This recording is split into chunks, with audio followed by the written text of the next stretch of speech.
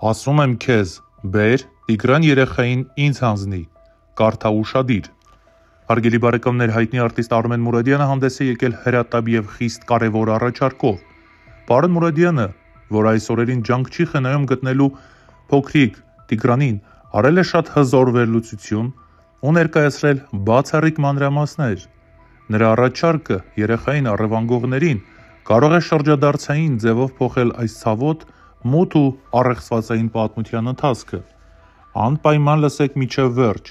բայց ուշադիր եւ առանց մի պահ անգամ շեղվելու։ Արմենը գրել է. Ամեն օր շատանում են վարկածները հրաշք փոքրիկ Տիգրանի անհայտացման վերաբերյալ։ Հիմա էլ գնչուների մասին, բայց նրանք այդ օրը չեն եղել գյուղում։ Ես առաջինն եմ ասել, իմացեք Տիգրանի մայրիկից, թե քանի տղամարդու ամուսնական առաջարկ է մերժել։ Մի վարկած լրիվ զառանցանք է, արծիվի մասին, եկավ, տարավ սարեր։ Սա արկածային կինո չի, հասկացեք, պետք է պարզել, թե արդյոք Տիգրանի հայրը ունեցել է նախքան ամուսնանալը սիրուհի և խոստացել այդ սիրուհուն ամուսնանալ նրա հետ։ Նա հավատացել է, սպասել է ամուսնությանը, ու մի 5 ամիս անց տեսել, թե ինչպես Տիգրանի հայրը ամուսնացավ Տիգրանի մայրիկի հետ և հոգեպես տանջվել և մտածել է վրեժխնդիր լինել, բայց ինչու է այդքան երկար սպասել։ Տեսել է, ծնվեց առաջին երեխան, ինչու երկրորդին է տարել։ Ամեն սեռի երեխա էլ թանկ է ծնողի համար, թե խելագար է եղել, մտածել է կտանեմ այն ժամանակ, որ տղա ունենա, որ ավելի տանջվի։ Ինչ ավելի, եթե աղջկան էլ տաներ, նույն տանջանքը կլիներ։ Փոքրիկ հրաշք Տիգրանի անհետացման պատմությունը, սա մի այնպիսի դեպք է դետեկտիվ գրականության մեջ, այսպիսի սյուժեով վեպ երբեք չեմ կարդացել կամ նայել։ Սա մի այնպիսի առեղծվածային դեպք է,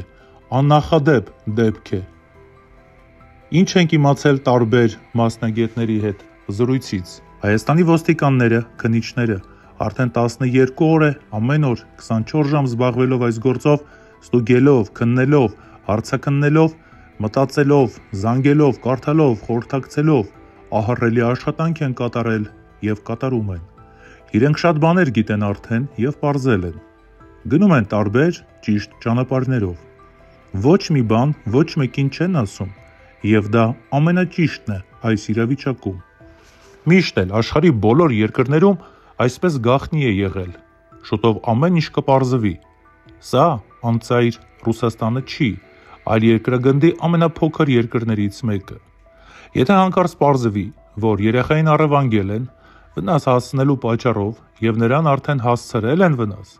այն էլ ծայրահեղ և բռնել են այդ սատանային, ապա դա նշանակում է, որ նույն վայրկյանին Հայաստանի Հանրապետությունում ապրող 100,000-ից ավել տղամարդ շատ արագ տարբեր տեսակի զենքեր կվերցնի, որպեսզի վնաս հասցնողին ոչնչացնի։ Ոնց են կանգնեցնելու այդքան մեծ քանակությամբ զինված տղամարդու։ Եթե առևանգել են երեխային ու վնաս հասցրել, դրանք ինչ է, խելագարներ են ուրեմն։ Ինչ է, չգիտեին այդ սատանաները, որ Հայաստանում ինտերնետ կա և փոքր երկիր է, և բռնվելու են, ու իրենց, եթե այդ բռնվելու օրը չհասցնեն ոչնչացնել, ապա բանտում հենց նույն օրը կտանեն խուց և ընդամենը 1 ժամ անց արդեն չեն լինի, և չեն լինի շատ վատ ձևով։ Եթե երեխային առևանգել են, ուրեմն դրանք չէին սպասում այսպիսի մեծ պատմություն, ու հիմա դրանք են էլ ինչ խուճապի մեջ են։ Այդպիսի իրավիճակում նրանք սխալ բան են անելու ու բռնվելու են։ Ինչքան ուզեն սխալ չանեն, մեկ է, մի տեղ սխալ բան են անելու։ Տղամարդու կին են, պարզ է, պետք է կին, որ երեխային պահի։ Կինը կասի մի բան, տղամարդը ուրիշ բան, ու կանեն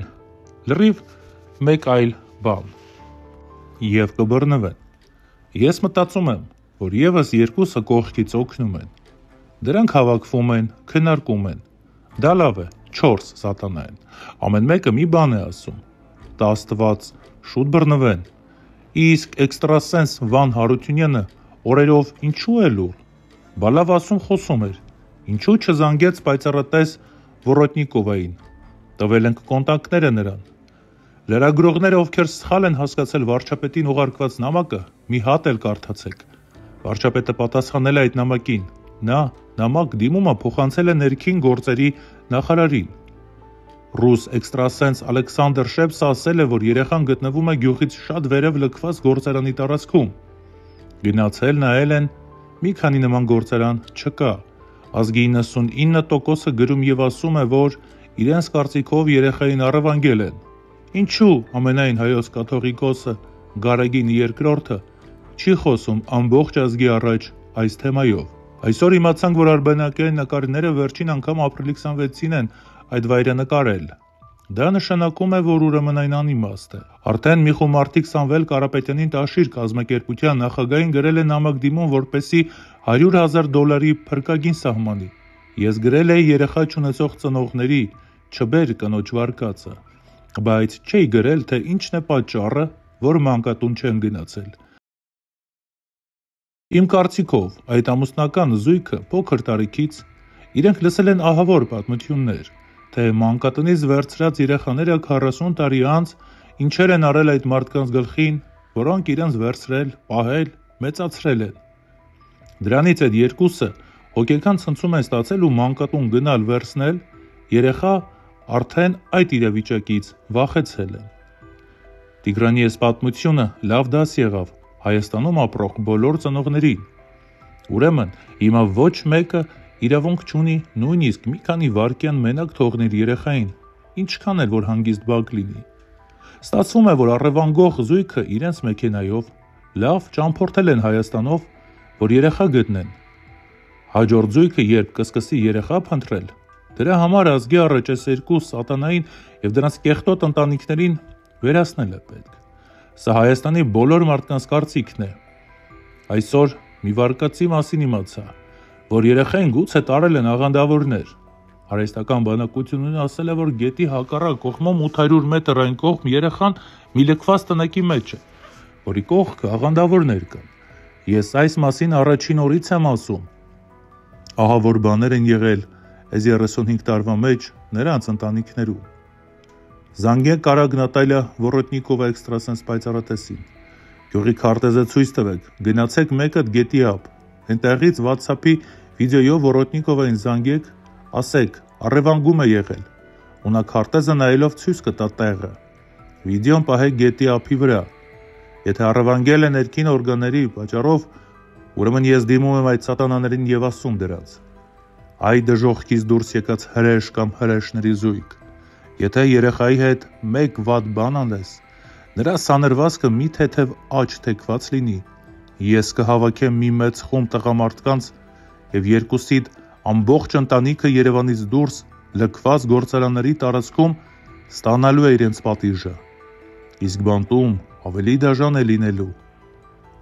Ըստ ստատիստիկայի, Հայաստանը երկրագնդի ամենաանվտանգ երկրների մեջ է գտնվում եւ հանկարծ նման պատմություն եղավ։